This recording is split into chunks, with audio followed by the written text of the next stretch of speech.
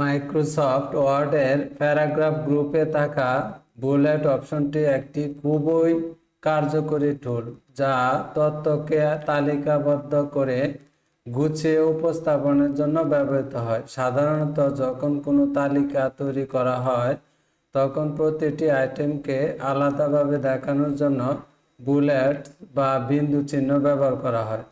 এটি ডকুমেন্টকে আরও পাঠযোগ্য ও আকর্ষণীয় করে তোলে।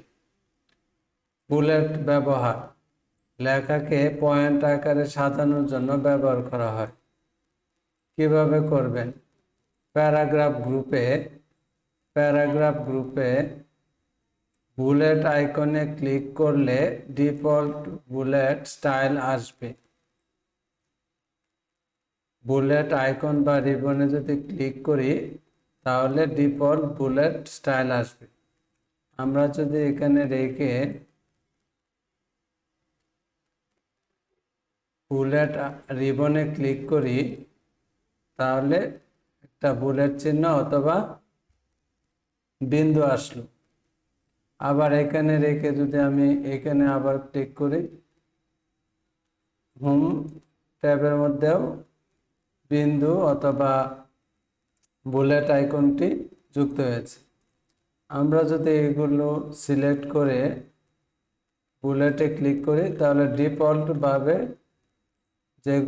ডিফল্টভাবে যে বিন্দু দেওয়া আছে সেগুলো আসছে।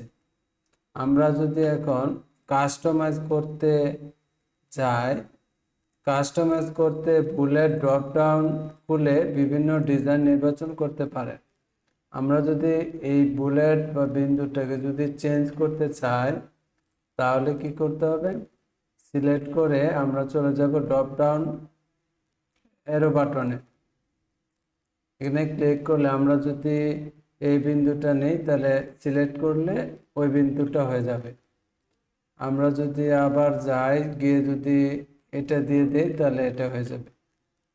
আমরা যদি আরও চেঞ্জ করতে চাই তাহলে ডিফাইন্ড নিউ বুলেটে ক্লিক করব, সাইম্বলে ক্লিক করব। সেখানে অসংখ্য চিহ্ন রয়েছে, আমরা যে কোনো চিহ্ন ব্যবহার করতে পারব।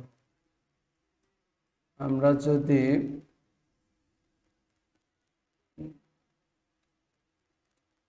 এই চিহ্নটা দিই, ওকে দিই, তাহলে এই চিহ্নটা বুলেটে সংযুক্ত হয়েছে। আবার আমরা এখানে লাস্টে রেখে যদি আমরা এন্টার চাপি, ভিউয়ের পরে কি হচ্ছে? অ্যাড ইন্টস। আমরা অ্যাড ইন্টস লিখে দিলাম, অ্যাড ইন্টস। আবার এন্টার দিলে ওই বুলেটগুলো যুক্ত হবে। Help, SELP, help. আবার আমরা যদি চাই যে বুলেটগুলো মুছে দিতে তাহলে কি করতে হবে? আমরা এখানে ক্লিক করব, করে এই এরো বাটনে অথবা ড্রপ ডাউন বাটনে ক্লিক করব, যে তীর দেওয়া আছে এখানে ক্লিক করে আমরা নানে দিয়ে দেব। নানে আমরা সবগুলো সিলেক্ট করলাম। আমরা এখানে গিয়ে নান বাটনে ক্লিক করব।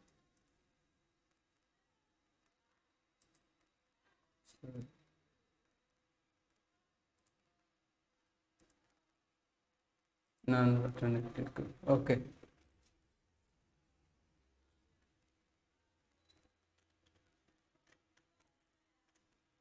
তো আজকে এই পর্যন্তই। পরবর্তী ক্লাসে আমরা নাম্বারিং নিয়ে আলোচনা করব।